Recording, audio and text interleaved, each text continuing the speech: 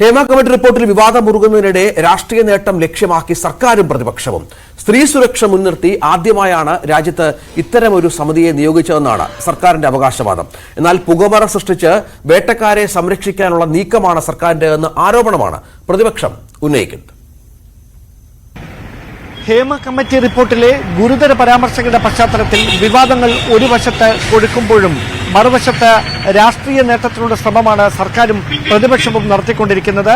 രാജ്യത്ത് തന്നെ ആദ്യമായാണ് സ്ത്രീ സുരക്ഷയെ മുൻനിർത്തിക്കൊണ്ട് ചലച്ചിത്ര രംഗത്തെ സ്ത്രീകൾ നേരിടുന്ന പ്രശ്നങ്ങൾ പഠിക്കുന്നതിനു വേണ്ടി ഇങ്ങനെയൊരു കമ്മിറ്റിയെ നിയോഗിച്ചത് എന്ന അവകാശവാദമാണ് സർക്കാർ മുമ്പോട്ട് വെക്കുന്നത്. CPM-ഉം അത് തന്നെ കൃത്യമായി എടുത്തു പറയുകയും ചെയ്യുന്നു. പക്ഷേ ഇത് വെറും പുകമര മാത്രമാണെന്നും സ്ത്രീകളെ വേട്ടയാടിയവരെ സംരക്ഷിക്കുന്ന നയമാണ് സർക്കാരിന്റേതുമെന്ന വലിയ ആക്ഷേപമാണ്, വിമർശനമാണ് പ്രതിപക്ഷം ഉന്നയിച്ചുകൊണ്ടിരിക്കുന്നത്. സ്വാഭാവികമായി റിപ്പോർട്ട് പുറത്തുവന്ന് 5 ദിവസം പിന്നിടുമ്പോഴും പോലീസ് ഇക്കാര്യത്തിൽ നടപടിയെടുക്കാൻ വൈകുന്നത് സർക്കാർ ഒത്തുതീർപ്പ് നീക്കങ്ങളുടെ ഭാഗമായി പ്രമുഖരെ സംരക്ഷിക്കാൻ ശ്രമിക്കുന്ന നീക്കങ്ങളുടെ ഭാഗമായിട്ടാണ് എന്ന നിലപാടിലാണ് പ്രതിപക്ഷം.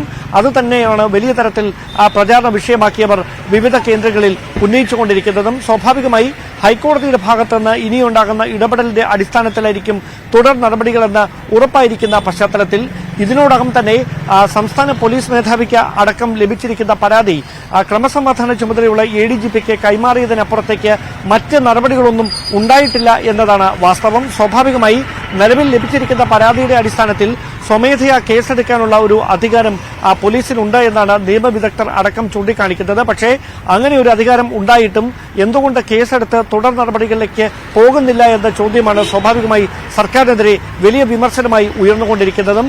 പക്ഷേ കൃത്യമായി സർക്കാർ അതിന് നൽകുന്ന ഉത്തരം പരാതിക്കാർ, അതായത് അതീവ രഹസ്യമായി ഹേമ കമ്മീഷന് മുമ്പിൽ മൊഴി നൽകിയിരിക്കുന്ന നടിമാർ ഇതേ സംഭവം പോലീസിന് മുൻപിൽ പരാതിയായി ഉന്നയിച്ചാൽ മാത്രമേ കേസ് രജിസ്റ്റർ ചെയ്യാൻ കഴിയുകയുള്ളൂ എന്ന നിലപാടിലാണവർ.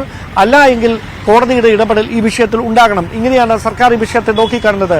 സ്വാഭാവികമായി 10-ാം തീയതി വരെയുള്ള സാവകാശത്തിനിടയിൽ ആരെങ്കിലും ഇതുമായി ബന്ധപ്പെട്ട് പോലീസിന് പരാതി നൽകുകയോ അതല്ല മറിച്ചൊരു നിയമവഴികൾ തേടുകയോ ചെയ്യുന്ന സാഹചര്യത്തിൽ അതിന്റെ പിന്തുടർച്ചയെന്നോണമായിരിക്കും സർക്കാർ ഈ വിഷയത്തിൽ നിയമപരമായ നടപടികൾ എങ്ങനെ വേണമെന്ന കാര്യത്തിൽ ഒരു ധാരണയിലെത്തുക. അല്ലാത്ത പക്ഷം കോടതി ഇനി ഈ ഹർജി പരിഗണിക്കുന്ന ദിവസമായിരിക്കും കോടതിയുടെ കൂടി പരാമർശത്തിന്റെ അടിസ്ഥാനത്തിൽ തുടർ നടപടികളിലേക്ക് കടക്കുക. എന്തായാലും സർക്കാർ സ്ത്രീ സുരക്ഷയെ മുൻനിർത്തി ചെയ്ത ഒരു വലിയ ദൌത്യമാണിത് എന്ന കൃത്യമായ പ്രചാരണം അത് സർക്കാർ തലങ്ങളിൽ ഇടത് കേന്ദ്രങ്ങളെല്ലാം തുടങ്ങിക്കഴിഞ്ഞിരിക്കുന്നു. പക്ഷേ അതിനെ രാഷ്ട്രീയമായി തന്നെ നേരിടാനാണ് പ്രതിപക്ഷത്തിന്റെയും തീരുമാനം. അതുകൊണ്ട് തന്നെയാണ് ഇതുമായി ബന്ധപ്പെട്ട പോലീസ് തുടർ നടപടികളിലേക്ക് കടക്കാത്തത് പ്രമുഖരെ രക്ഷിക്കാനുള്ള സർക്കാർ നീക്കങ്ങളുടെ ഭാഗമായിട്ടാണ് എന്ന വിമർശനം അവർ എല്ലാ വേദികളിലും ഒരേപോലെ ഉന്നയിച്ചുകൊണ്ടിരിക്കുന്നത്. അതാണ് ഡാൻ കുര്യനാണ് വിവരങ്ങൾ പങ്കുവച്ചത്.